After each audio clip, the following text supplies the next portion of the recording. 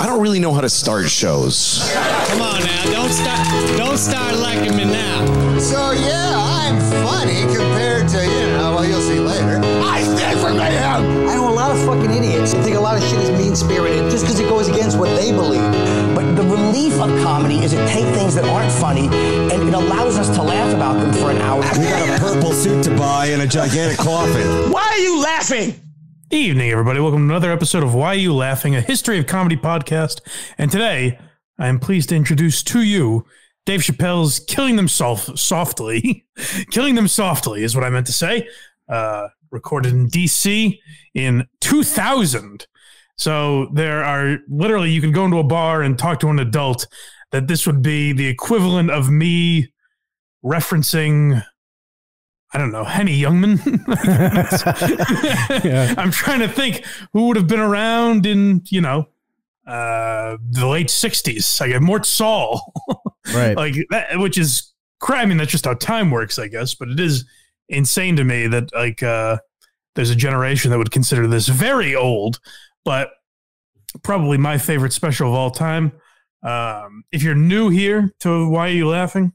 And I mean, literally a few weeks, then maybe you haven't noticed, but every once in a while, we take a break from the history lessons and just indulge ourselves in a special that we liked pretty much. We did it a few weeks ago with Brian Regan. I said that was the first special that I fell in love with. And this would be, I would say, pretty easily my all-time favorite. There might be, moods I get in where, like, if I've, watched this recently enough, something else will make me laugh harder.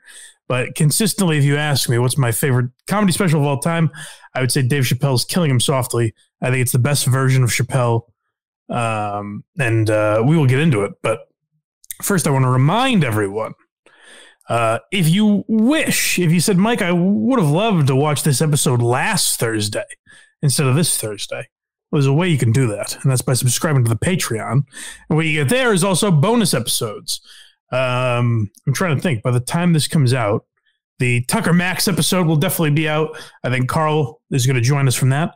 He hosts Who Are These Socials and some other podcast, I've heard.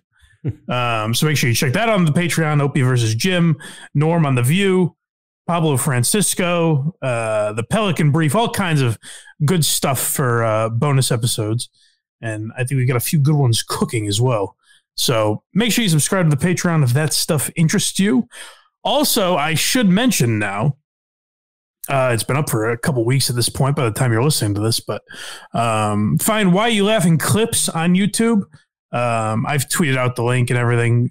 You should I think it's at Why You Laughing Pod is the YouTube handle. And we have a guy that's been, I'm sure he's killed himself by the time this episode comes out, but he seems to be consistent and cutting clips for us and making shorter episodes. So if you have someone that you're like trying to get into the podcast, I think these short episodes, like 15, 20-minute episodes that we're putting up on the Why You Laughing clips page is a good way to introduce people to the show because it's the basic story with the commentary cut out. We did get a funny comment on Patreon. It was from, I think it might have been the Charlie Sheen episode, which is even more bizarre because you're like, I'm telling a story there of what happened.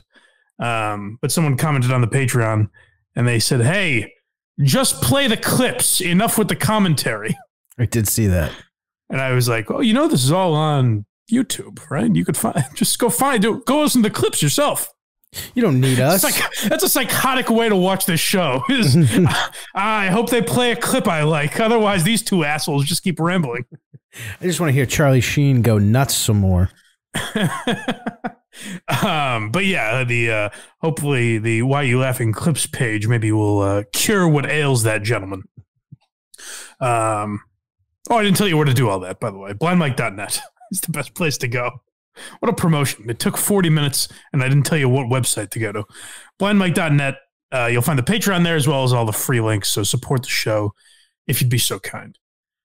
I think everyone is pretty unanimous in saying that this is probably Dave Chappelle's best special. Not even close. I don't think you get a lot of pushback there.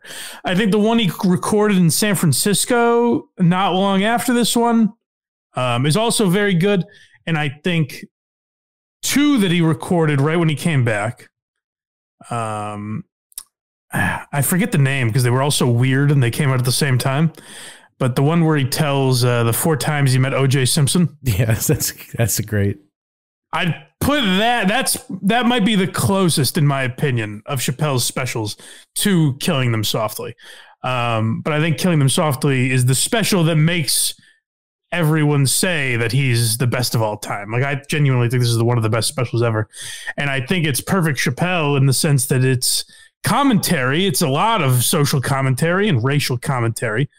But it doesn't feel like he's lecturing you. You know, it doesn't feel like you've entered a speech where the professor is kind of humorous. It feels more like a genuine comedy show. So like when I watch The Closer, there's things that I enjoy. There's things that make me laugh. And even when Chappelle is being serious, like when he did that thing at his old school, that they posted on Netflix, even when he's being serious, I enjoy listening to him. I can listen to him talk all day. I think he's a fascinating, intelligent guy. But if I'm looking for funny, I would go to his older stuff. Like, I'll watch The Closer and enjoy it, but I'll laugh a hell of a lot harder at this stuff. And I think for obvious reasons. So I say we dive into it. Yep. First clip is DC. Yeah, so he records it in DC, which, you know what's weird is the special opens with DMX. I love Lose that. My Mind. Yeah. And then one of his Netflix specials opens with the song Killing Them Softly. So an odd choice not to have done that. But he was a younger man back then. DMX was huge then, too. That's true, yeah. I know, man. It's been a while. It's been a while. DC's different. Hold on. I should say right out of the gate. Other than maybe, the only one I can think that rivals it would be Al Pacino. And I would say that's probably more drastic. But other than Pacino, I can't think of anyone whose voice is more different. Yeah. From one, like if you watch the Godfather and Scent of a Woman, you're like, this is not the same guy. Yeah, I was gonna say, listen to like a Chappelle now and listen to this, you wouldn't know it's the same person. It's insane. I mean, showing this to a kid now, you'd be like, oh well, that's a different guy. It's his brother or something. Right. Yeah, man, it took me years to be able to do this show, boy. DC has changed. It's different now.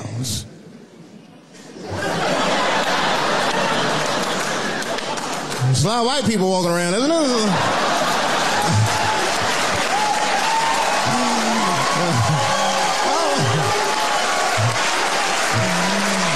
I mean, I left DC in the 80s. It was not like this in the 80s when crack was going on. Remember when crack was going on? White people be looking at DC from Virginia with binoculars and shit. Well, that looks dangerous. Not yet. Not yet. New white people. You can't scare these white people. I tried. Roll up on them. Boo! The hell is wrong with you?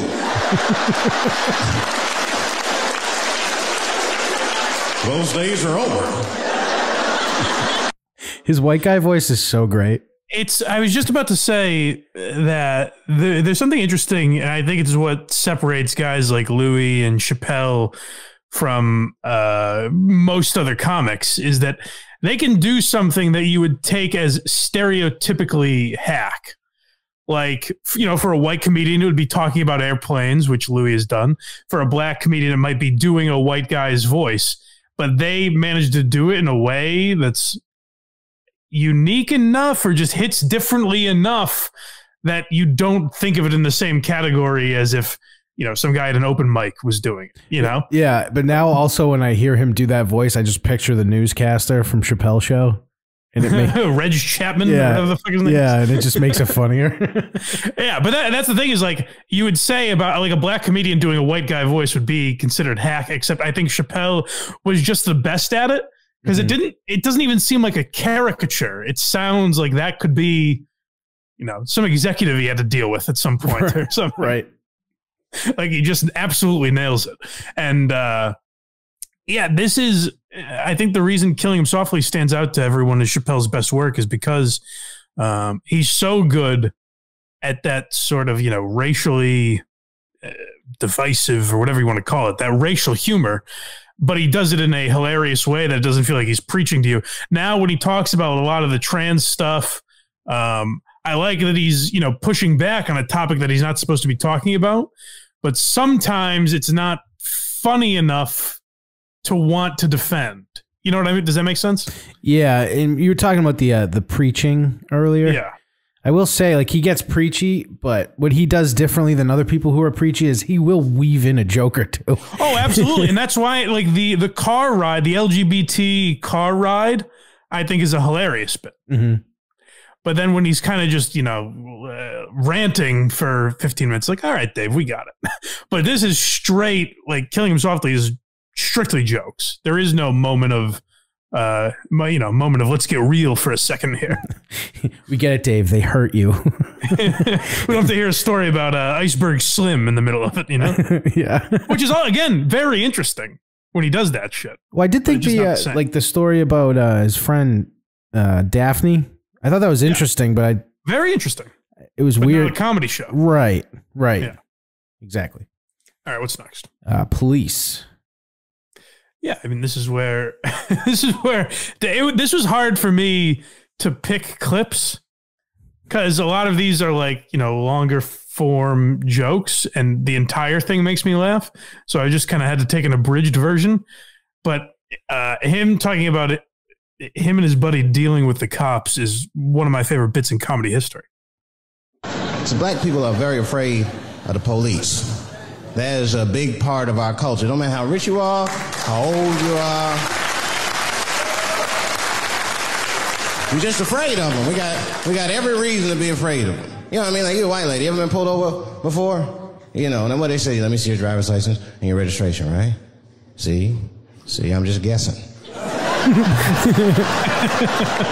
That's not what they say to us. You wouldn't believe what they say to us.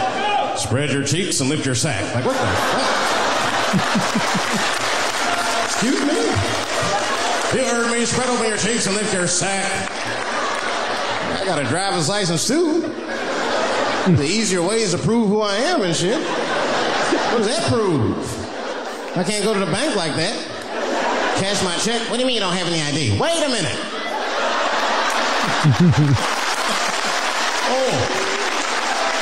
Oh, I'm sorry, Mrs. Chappelle. Right this way.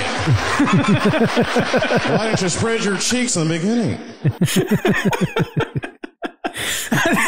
I think what makes Patrice and Chappelle great at dealing with racial humor is I think they've met enough, like they've clearly interacted with white people a lot of their lives. Like if you look at Patrice's friend group, it was all white guys. And they were great at deciphering the bullshit, the weeding out the horse shit. Like you can tell Chappelle's contempt for white people feels like it really just comes from essentially executives that he had to deal with in Hollywood. Yeah. Like it feels like who he's imitating with all of this stuff. The thing with those two, when they talk about it, and the reason it doesn't get the reaction others do, you can tell they don't actually hate everybody. Right. But they are.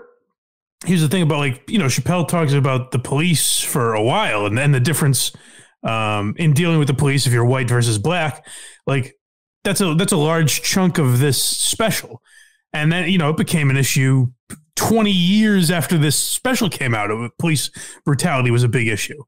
But the reason it's different is because it's strictly jokes. It's saying like that black people have such a difficult time that to identify themselves, they'd have to spread their cheeks and lift their nutsack.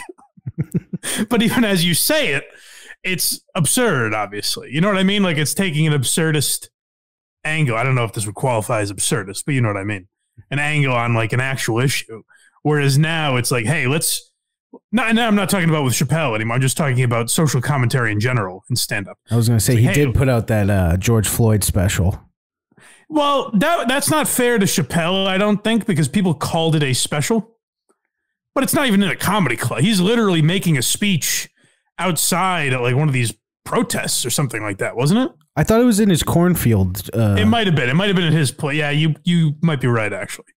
But point being is, I don't know that he said, "Hey guys, I'm going to do stand up for 20 minutes," and then did that. I would hope. I feel like that was unfair labeling to call that stand up. Didn't he, or did he not? Maybe I'm wrong. You could. I don't know. I don't remember how he. I just remember it was all conspiracy theory. Like Kobe Bryant's jersey number was 8 and 24. That's my birthday. It was so strange coming from him. What's happening? Right. All right. Sorry, Dave. Let's keep going. We got white friends. Yeah, this is more like his his white friends dealing with the police. Now, I was hanging out with a friend of mine. He's a white guy, We were just hanging out. And we were lost in the city, we were smoking a joint. Now, I don't know if it's a coincidence that we were lost and high and shit, but... my white buddy, he was smoking a joint. Dave, it's the goddamn cops.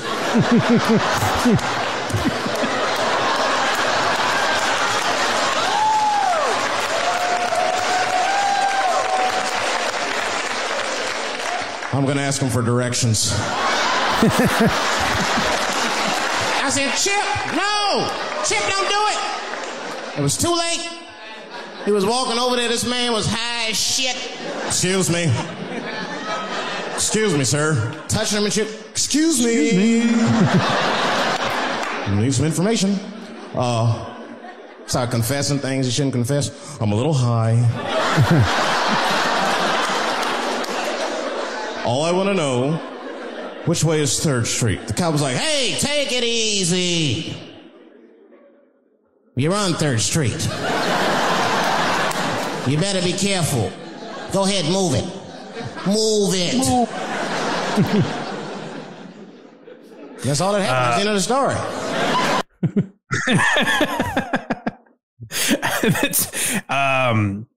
They're like, this is part of a longer bit that we'll hear more of, but like, it's something I quoted.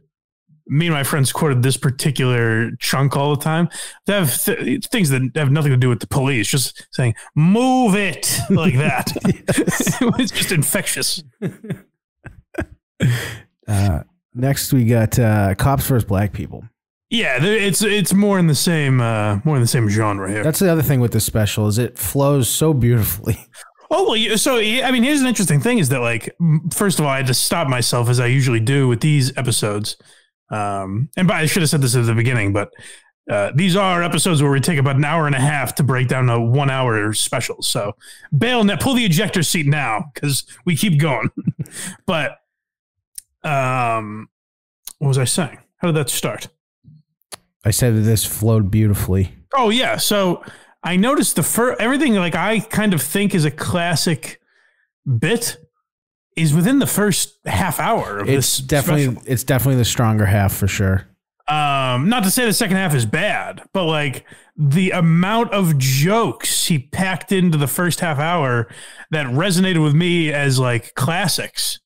If this was a half hour special, it would be the tightest thing of all time. You couldn't believe how much he crammed into a half hour.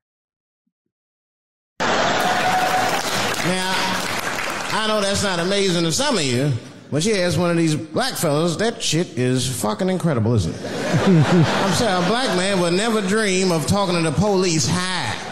That's a waste of weed.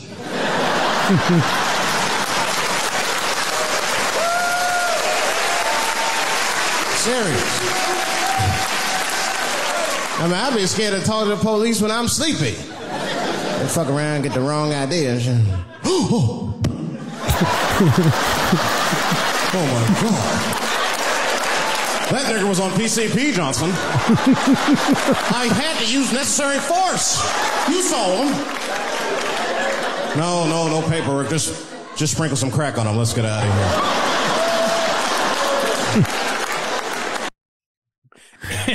I think we're about to see an example of it in one of the next couple clips here. But like the fact that he was talking about this in 2000, and then when multiple different events, but like George Floyd or who's the kid from Ferguson, Michael. like Michael Brown or something like that. Yeah. Any of those examples, these are all 10, 15, 20 years after this special came out. Mm-hmm. And the news is like, guys, I think there might be an issue with police brutality. It's like, yeah, it's the same. We talked about it with Patrice's special, where he talked about, the media covering missing white girls or missing attractive white girls versus any other girl. Still one of the best things in the world, just knowing that the crowd was going to eat that one when he was like, what's that girl's name? Yeah, Natalie Holloway. And he had that 10 years before the media decided to be like, I think there might be an issue here. Chappelle, 15 years, but granted it was after like Rodney King and all of that, but still it's like years later, people are just quoting a Chappelle bit essentially when they're like, guys, I think there might be a problem we should take a look at here. Next we got Pulled Over. So this is back with his buddy Chip, who was in a drunk driving situation. Terrific white guy name too. Yes. Look at me and say, Dave, just relax. Close your butt cheeks. Just relax. Let me do the talking. You want to know what he said? This is almost exactly what he said. I couldn't believe it. He says, oh. Sorry, officer. I didn't know I couldn't do that. I was fucking shocked. The cop said, well, now you know. Just get out of here. Just get the fuck out of here. Chip said, okay, I will, sir. Thank you. What? What's wrong with you, Dave? I didn't know I couldn't do that. He said, that was good, wasn't it? Because I did know I couldn't do that.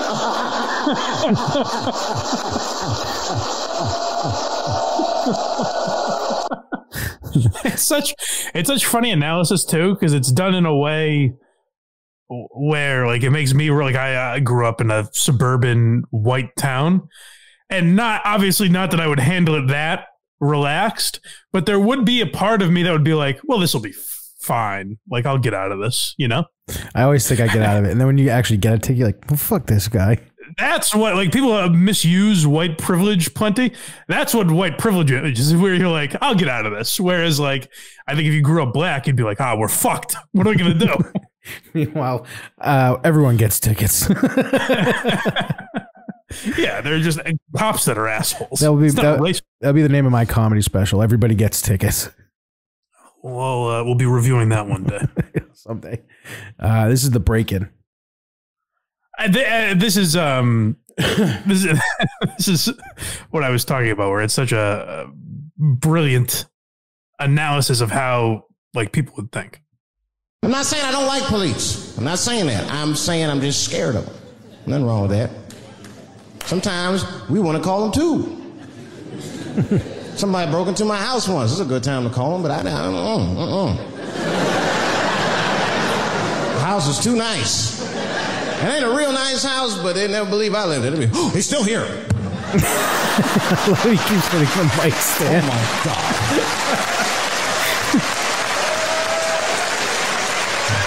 Open and shut case, Johnson. I saw this once before when I was a rookie. Apparently this nigger broke in and hung up pictures of his family everywhere. Well, let's sprinkle some crack on him and get out of here.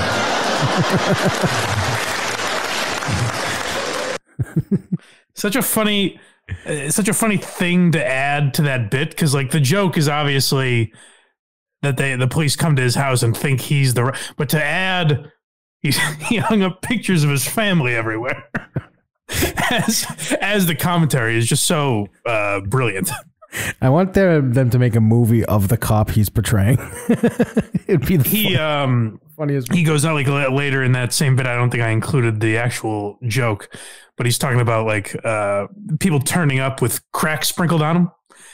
He's like, black people, for whatever reason, like they'll find dead black people with crack sprinkled on them as if they want us to know exactly what happened. We got police brutality. Yeah, so this is kind of in the same vein. Oh, you know, that's that whole brutality thing. See, that's common knowledge now. There was a time when only minorities really knew about that. I'm not going to say white people didn't believe us, but you were a little skeptical. You were a little skeptical. I mean, I don't blame you. And then Newsweek printed it, he knew it was true. And then the Newsweek white people were like, oh my God. Honey, did you see this? Apparently the police have been beating up Negroes like hotcakes. It's in the May issue. I don't know why, but my favorite part of that was always, it's in the May issue, as if that gives it more weight. Well, the white people have so many, they all have subscriptions to Newsweek. It's in the May issue. But yeah, that goes back to what I was talking about before, where there is an element of that where it's like that's what white privilege is that people misuse all the time. It's like that sort of thinking where you're like, something we never would have thought of, where it's all like black people, or really, I would say more, people in more poverty-stricken areas think when they deal with the cops. Like people in wealthier areas, it doesn't even cross their mind. And then when they see an article about it, it's their main cause all of a sudden. Next we got the 911. This is all, like I said, intertwined. Yeah, this is terrific because I think it weaves in that the racial angle and the police angle, but with more observational stuff. Like there's an element of this that Seinfeld could do this joke, or someone like that. Like, and that's the thing with guys as good as Chappelle, Richard Pryor, Carlin, Louis. Like, I think while they all have their own styles, there's elements from every different type of act. And I think that's what makes them, it's what gives them mass appeal, honestly. It's what has such a, allows them to have such a broad fan base. But anyways, this is the joke before I delay it any longer. Call 911 for anything, even if it's like a fire or anything. Because they tape those phone calls. I see the shows, they tape them, and then they play them on television. That's fucked up. Now, I'll say anything if I'm scared. That shit is private, you know what I mean? What if I get killed? They start playing that 911 tape on the news, I'm dead, I can't explain myself to my buddies and shit. We watching the news. We have Reg Chapman on the scene. Reg, what's going on out there? It always takes a guy on the scene a minute. Hi, Bob. Hi, yes. We just got hold of a copy of Dave Chappelle's Frantic. 911 emergency call. Remember, viewers, some of this language is disturbing.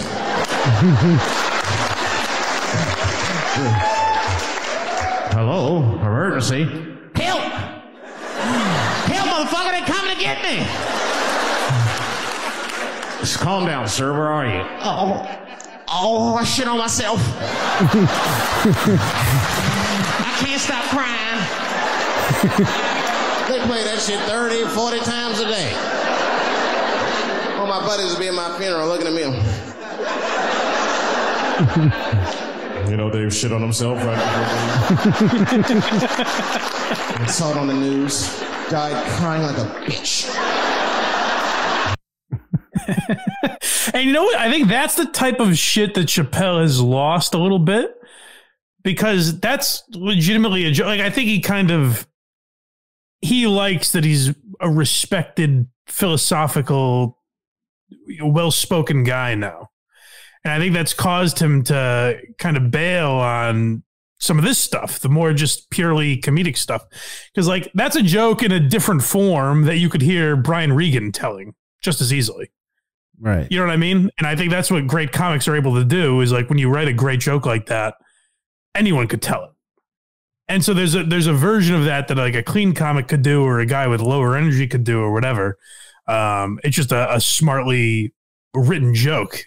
And I feel like Chappelle is kind of abandoned that now. Like that, jokes like that are what his new stuff is missing, in my opinion. For sure. Like he's got to do like the I'm smart stuff. Yeah. There's a little too much of that, where that joke is literally making him look like an asshole. You know? Right. And even just down to the like, what made me think of Regan was him saying, "It always takes the guy in the scene a second. Hi, Bob." That felt very Regan-y, Seinfeld-y. This is actually that bit continued. Compose 911 call. Oh, yeah. This is an example of ideally how you would handle a situation like that. Of course you're going to be scared. It's an emergency. There's nobody calls 911 cool and relaxed. That shit would sound ridiculous. Hello, emergency. Hi. Hey, 911, how are you? Yeah. Look, there's a group of hooded white men gathering outside of my house, and it looks like they mean business. Get out here, nigger! I gotta go. See, like, so far, pretty much all we've played is like, it is social commentary. But there's not this neat, like, he ends up talking about Clinton, I would say is the most like topical. He talks about Clinton and Lewinsky later in the special. But other than that, it's not like littered with topical shit. The election also, I think Bush and Gore he talks about a little bit. But now it's like, oh, what's in the news? Okay, Caitlyn Jenner. All right, Elon Musk. All right, transgender issues. George Floyd. You know what I mean? Like, it's more about what's in the news. Like when he goes on SNL, he has to talk about Kanye West. Now, granted, SNL is a more topical setting, so I understand that. But I'm just saying, like, now he weighs in on every single topical issue in his stand-up, whereas then he was weighing in on issues that were in society without talking about something that everyone has talked to death already, you know? Correct. Exactly. And that's, like you said, that is the one thing, the supreme levity that has, it's just a joke. Nothing's ever really just a joke with him. There's always some twinge of, you know. Except for the kick her right in the pussy joke. Yes. That was kind of a return to old Chappelle, you know? Right. But he just didn't, I don't think he does that enough anymore. This is the limo driver. I mean, this is a classic story. And like absurdist in a way that is like almost you believe it, even though it's obviously an absurd story. Like he tells it in a way that you can picture it happening, which is what makes Chappelle such a great storyteller. I had a limousine driver. It was after a show. It was late at night. It was like 3 in the morning. I had a limousine driver. He was a nice guy talking to me and shit. Oh, hey, where you from, dog? DC? Word? That's a rough city, man. And his cell phone started ringing. Hold on 1 second. Hello? Oh, what's up, nigga? What? What the fuck? Slow down. What? What the fuck? No! No! No! Fuck that, nigga. Fuck it. I'm on my way.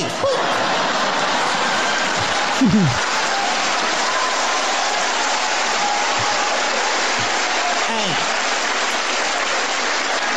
I gotta make a stop real quick. At 3 o'clock in the morning. I didn't know he was taking me to the ghetto at first. I started looking out the window. I was like, what the fuck? It was gun store, liquor store, gun store. Where the fuck are you taking me? Yeah, and it's funny too, because like that's kind of a throwaway thing in this bigger story that we're about to play you.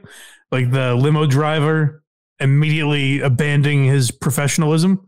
But then like Segura has a bit probably influenced by that a little bit, where he talks about he has a driver that he says, Mr. Segura, is there anything I can do for you today? And he goes, oh, you can call me Tom. And he goes, when I told him he could call me Tom, all his professionalism went right out the window. Because the next question was, you like to get high, Tom? But then that's like that driver was the, you know, the subject of Segura's bit. Whereas like Chappelle is doing this so casually that he's kind of making fun of like limo drivers just as a quick aside into this more absurd thing. I don't know if what I'm saying is making any sense, but that's what I liked about it. Anyways. This is Baby. Yeah, so this is just more about what he was seeing while he was stuck in the ghetto in this limo. And I said, I'll be right back. And left me. Took the keys with him, just left me. At 3 o'clock in the morning, in front of a project, in a fucking limousine. This was not good. I was like, man, I gotta look around and see if I can see some landmarks and figure out where I'm at. Might have to escape on foot. Now, this is when I knew I was in a bad neighborhood. You only see this in the worst neighborhoods. Remember, it's 3 o'clock in the morning. It's 3 o'clock in the morning. I look out the window.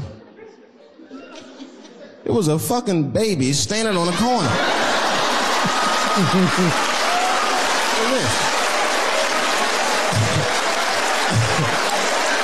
And the baby didn't even look scared. He was just standing there.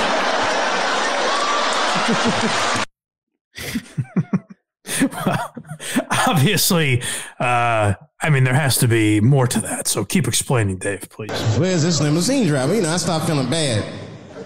As time goes by, I start feeling worse. Like, man, what is wrong with me? What the hell's wrong? I'm scared of a baby. And this baby could be in trouble. He might need my help. I got to do something.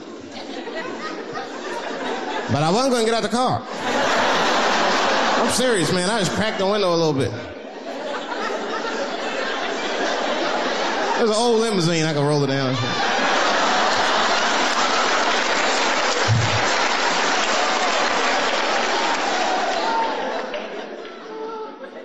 Hey, baby. Baby, go home, man. It's 3 o'clock in the morning. What the fuck are you doing up? The baby said, I'm selling weed, nigga. I said, oh. You know, here's another example of new Chappelle versus old Chappelle. And like part of the new Chappelle where you do see a little of this old Chappelle. Like in this bit, he's the coward. Like he's being self-deprecating. He's making fun of himself for being scared in this situation. And it's not dissimilar from a bit he had in a later special about going to see Kevin Hart with his son. Like his kid wanted to go see Kevin Hart, and he was playing some arena nearby. So Dave brought him to see him. And the whole bit is about how Kevin Hart is more successful than Dave Chappelle. And just one of the lines I loved in there was when one of Kevin's guys walked up to Chappelle.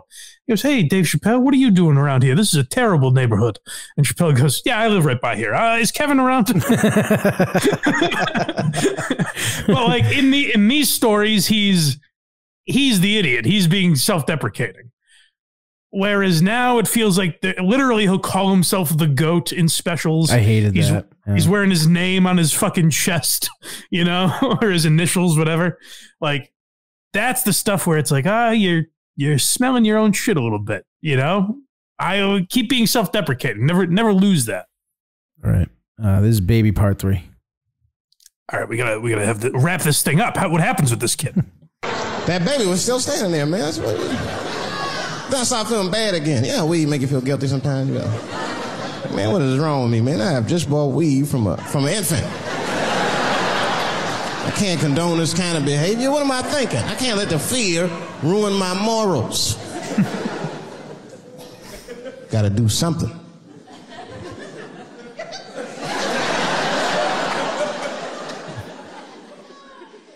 Hey, baby. Stop selling weed, all right? You got your whole life ahead of you. He said, fuck you, nigga. I got kids to feed. I said, God damn. I think it's the commitment to that bit that makes it like one of the best. Is that like, you just hear him talking at the beginning of that clip where he's like, I mean, I just bought drugs from a baby. Like he's talking about it as if it really happened, and like really selling it. And I think that's what one of the things he does great in those like absurd stories. If this special came out now, there'd be a headline and be like, comedian Dave Chappelle allegedly buys drugs off infant. Well, they'd probably go a lot easier on that than they do for the current stuff. But This is Pepe. Well, this is another bit. You want to talk about people copying Chappelle, or society copying Chappelle. Dave had this bit in the year 2000, and like 20 years later, it came to fruition. It's what it is. They use the TV to program us from a young age. You ever watch like a cartoon that you used to watch when you were little as an adult?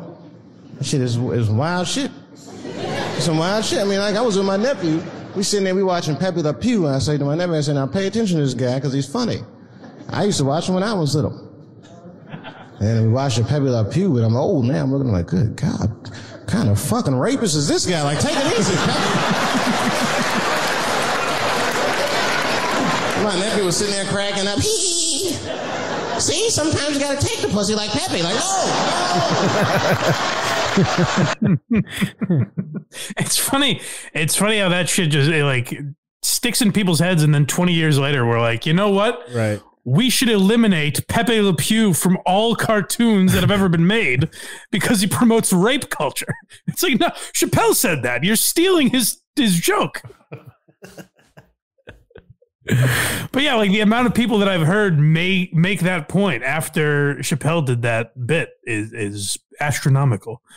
And then he makes an even better point about another beloved child character, I guess. And also, again, like a good societal point. He's taking something silly, but actually making kind of an interesting point out of it. But now I'm watching it as an adult, and I realize Sesame Street teaches kids other things. It teaches kids how to judge people and label people. That's right. They got a character on there named Oscar. They treat this guy like shit the entire show. They judge him right in his face. Oscar, you are so mean. Isn't it, kids? Yeah, Oscar. You're a grouch. It's like, bitch, I live in a fucking trash can. I'm the poorest motherfucker on Sesame Street. Nobody's helping me. Then you wonder why your kids grow up and step over homeless people. Get it together, grouch.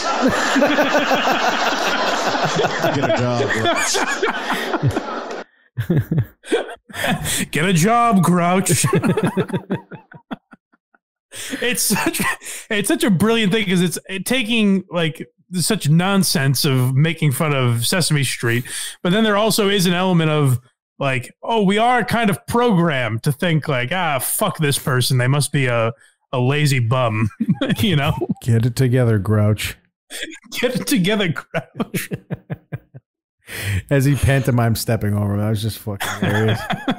And that also became, for you Chappelle Show fans, became essentially that's what that sketch was playing off of. God damn it, I'm forgetting what they call it. They don't call it Sesame Street. What was it? Was it the STD one? Yeah. I just remember it's the bit that Bob Levy claims Chappelle stole from him. Right. I can't remember the name of the street they pretend to be on though, but hey, it is a Chappelle Show sketch. Hey gang, don't hurt me. It's little me herpes. Yeah. I'll find out the street. But next we have Chicken. Yeah, this is again a point. There's no way Chappelle was the first person to make it, but I have heard people like essentially quote this bit when they think they're making actual racial points. That happened to me. I was in Mississippi. I was in Mississippi doing a show, and I go to the restaurant to order some food, and I say to the guy, I say, I would like to have, and before I even finish my sentence, he says, the chicken. Like, what the fuck? I could not believe it. Could not believe that shit. This man was absolutely right. I said, how did he know that I was going to get some chicken? I asked him, I said, how you know that? How did you know I was going to get some chicken? He looked at me like I was crazy. Come on, buddy. Come on, buddy.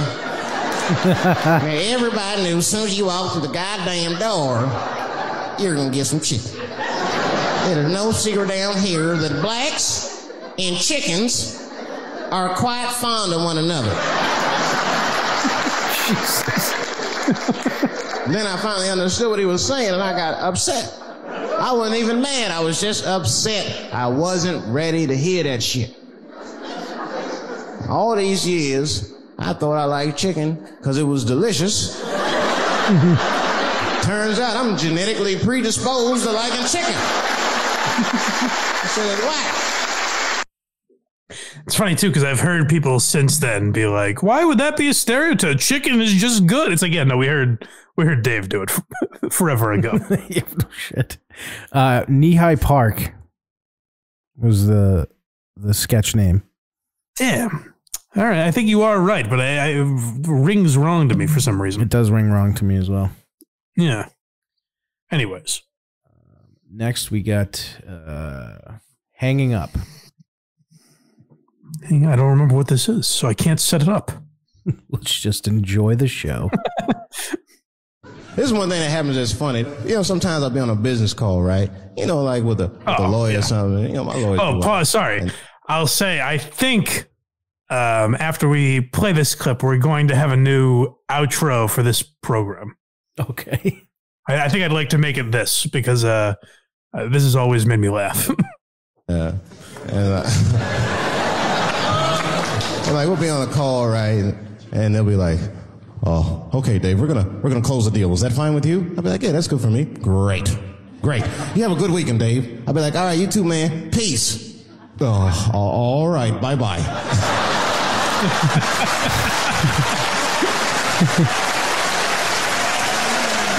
I don't know what to say, right? So sometimes I'll make up shit that's not even slang, just to see how they handle it and shit. It'd be the same business go, "All right, we're going to close the deal. Is that fine with you, Dave?" "Yeah, sounds good to me." "Great. You have a good weekend, Dave." "All right, buddy. Zip it up and zip it out."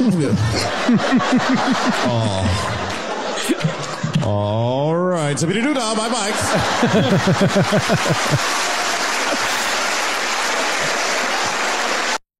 That is how I used to end some podcast that I did. I can't remember, but I would say zip it up and zip it out to end the episode. So I think we might have to bring that back for this program.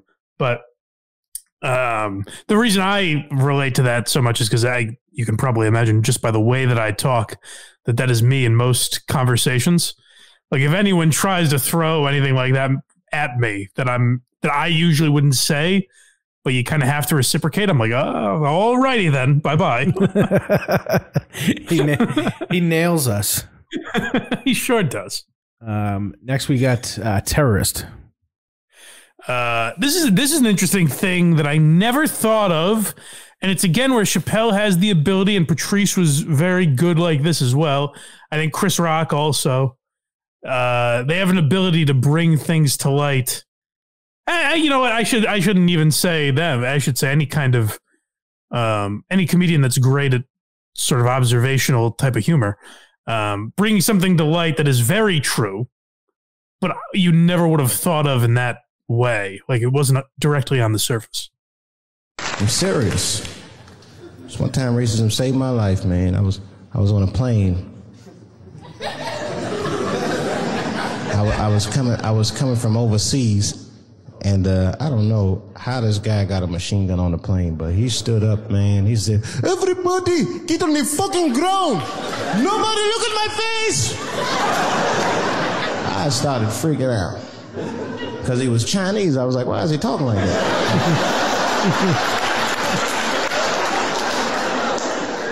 He was screaming and crying. I was the only brother on the plane. Well, I thought I was the only brother. I looked over. There was one other black dude. He's from Nigeria. I looked over at him. He was looking right in my face, man. He didn't say two words to me. He just looked at me. He was like...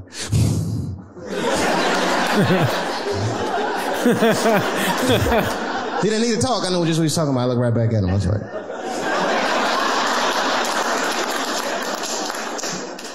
Some white dudes on the front of the plane seen us. They were like, "Oh, my God. I think those black guys are going to try to save us."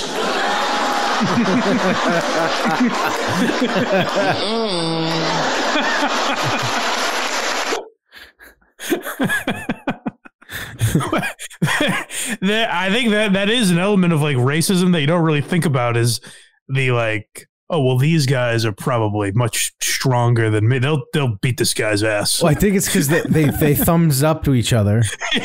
No, I understand. And they're like, oh, good. They're gonna save us. But something in there too that I noticed, and I don't know, it's hard to describe, and maybe it's our fault for being this way. But there's something about Chappelle and Louis, I think, I keep bringing up Louis because I think they're the two guys. They're each race's captain. Essentially. But I don't know. This isn't even a racial thing. This is more how great they are at comedy. Where if Brendan Shaw started a bit by saying, like, this terrorist had a machine gun. I don't know how he got it on the plane. But anyways, that Blind Mike Project wouldn't need content for another month. We'd be breaking that down every day. You believe this fucking idiot is trying to pass off that there was a machine gun on the plane? There would be 5 shows that week. Yeah, but Chappelle just does it like, I think it's simply a matter of if the joke is good enough, you're not paying attention to that, you know? Right. I think that's why I use Louis and Chappelle, because there are times, and Louis does this a lot, where he's like, you know, I swear this is a true story or something like that, where it's like, this is clearly not a true story. Why are you passing it off that way? It's a true story. I was painting while skydiving and like, okay, dude. We got voting. Let's hear it. White people do not like to talk about their political affiliations. It's a secret. You ever ask a white guy who's voting for you? Hey, Bob, who are you going to vote for? Dave, whoa. Take it easy now. Take it easy. So anyway, I was fucking my wife in her ass, right? And I mean, it was something else. Yeah, but who are you voting for? Dave, come on with the voting. I'm trying to tell you about fucking my wife here. Ask me all these personal questions. I found that so interesting because that is true. I remember that, like, when I was a kid, you know, my grandfather talking about, like, he doesn't tell anyone who he voted for, shit like that. Did it used to be, like, on the level of how much do you make? It used to be incredibly rude to ask someone that, yeah. And so that just stood out to me, where I was like, holy shit, I forgot about that. That doesn't hold, like, the joke holds up, but, like, no one would think like that now. No, it's rude to ask who you voted for. You're an asshole. It defines a lot of people, right? You know, you're an asshole if you don't share. Right. Yeah. Right. So yeah, Chappelle gets into, like I said, like the election and Clinton and Lewinsky and all that. And I didn't include that just because I had so many clips already that I figured that would be the best stuff to trim out. But there is something great about, like, when Chappelle does topical stuff, and I know I've, like, you know, shit on a lot of the stuff that he's done recently. Like I said, I'm a big fan of it, and I could go back and listen to it because I think him talking about those topics is very interesting. And it reminded me a lot of the way, well, I mean, Carlin and Pryor, obviously, but even, like, to a much lesser extent, like Jim Norton. If you watch a lot of his specials, they're very topic driven. Like in Monster Rain, he talks about, you know, Paris Hilton's sex tape and what's her name? Anna Nicole dying, shit like that. Right. But it's done in a way where, you know, 15 years later, you can still watch it and laugh. And that's how I felt about Chappelle's like Clinton and Lewinsky stuff. You know what I mean? Like, that's a topic that had so many jokes made about it 25 years ago that it would still be hacked to bring it up today. And yet you can watch what Chappelle did on it and laugh, you know? Right, exactly. We got outfits. Yeah, we're down to the nitty gritty here, huh? We got 2 left. We flew through this. I mean, there's no way to critique one of the best specials ever. So we're just like, yeah, that was great. Anyway, next one. Good stuff, right, gang? It's pieced together perfectly. But this is this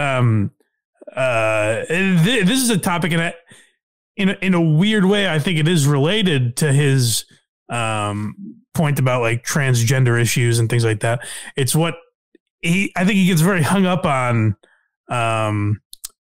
societal commentary that it doesn't necessarily hold up. And I think you hear that in this bit. Like a guy be out, just having a lot of guys, you be out at club, bar, right? You just kicking with your boys, and a girl walks by, and man, she looks good. She looks good. Not good in that classical way. I mean, you know, I'm talking good, like she got half her ass hanging out her skirt. Her titties are all mashed together, popping out the top of her turtleneck and shit.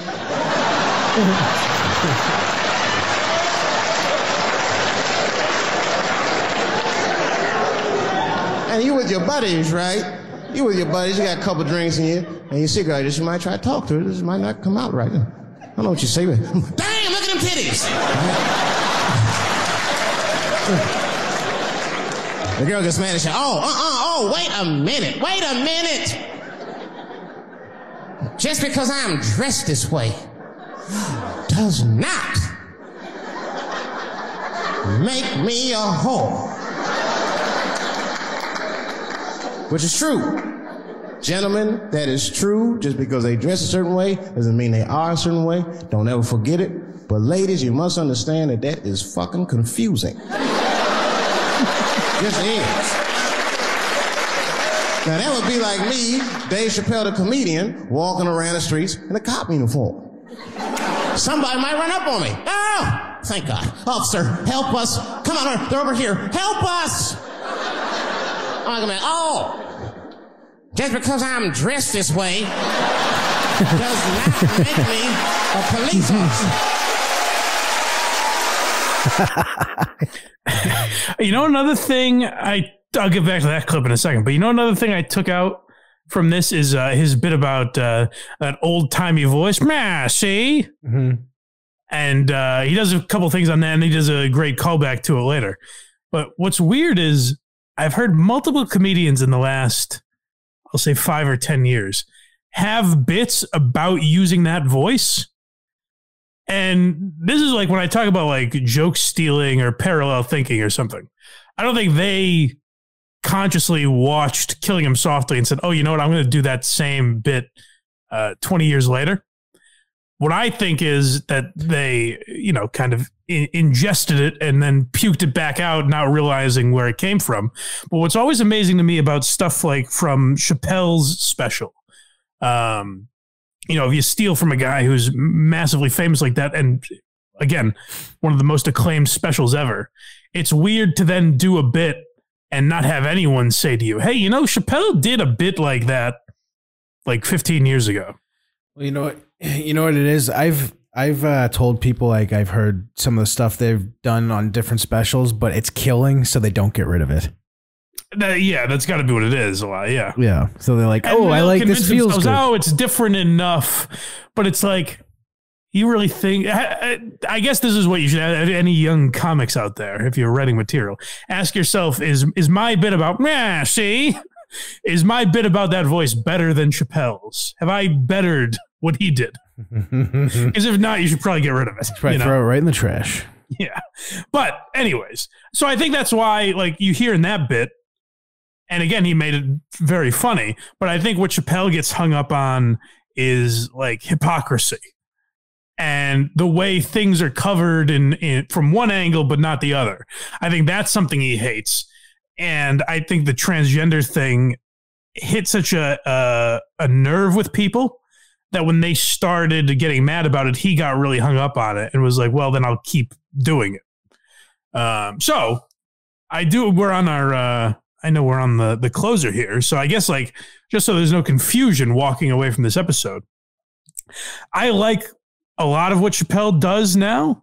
Mm-hmm. And the reason I really like it is because he's continuing to talk about something that they have told him time and time again, stop talking about, and he won't do it, which I think he'll, you know, if he does another special and talks about the trans issue, I think a lot of the audience might boycott because they're like, all right, Dave, we've heard it.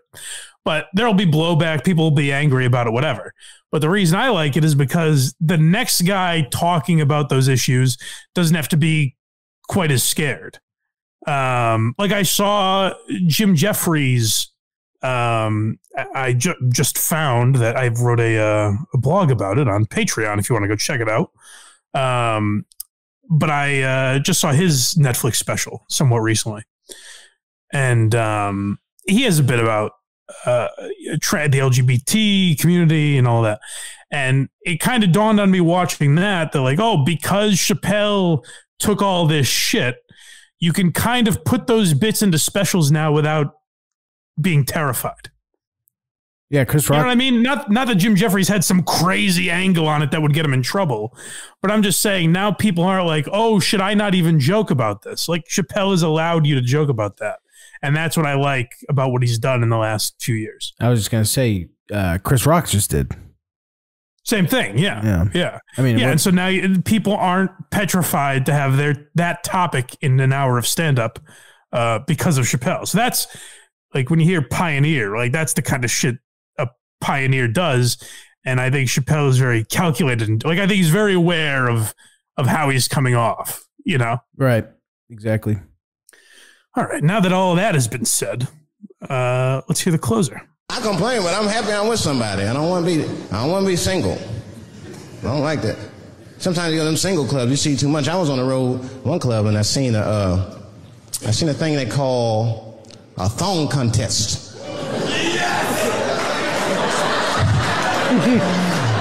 Yeah, I seen a thong contest. Did you hear that, by the way? Some guy just yelled, yes! Handling shit all right. The horniest guy ever.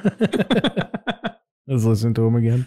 I complain, but I'm happy I'm with somebody. I don't want to be single. I don't like that. Sometimes you go to them single clubs, you see too much. I was on the road one club and I seen a thing they call a thong contest. Rock hard. That's a white guy. Yeah, I seen a thong contest. Yeah, it's some scandalous shit, all right. I couldn't get over that, man. Because the DJ, you know, I was dancing with a girl, and the DJ said, everybody that wants to be in the thong contest, please report to the DJ booth. The girl was like, excuse me. They put on that song, let me see some thong, thong, thong, thong, thong, thong. Them girls was going off.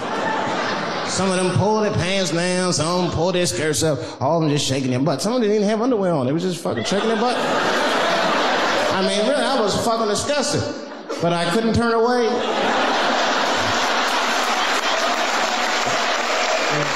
But no, please, for the squeamish, just plug your ears. All right, one of the girls, you get so into it. There's no cops around, right? But she actually, I'm sorry to tell y'all this, she spreads her butt cheeks open. She spreads her butt cheeks open in the middle of a crowded disco, right? I was disgusted because I was like 10 yards away from her. I was like, oh my God.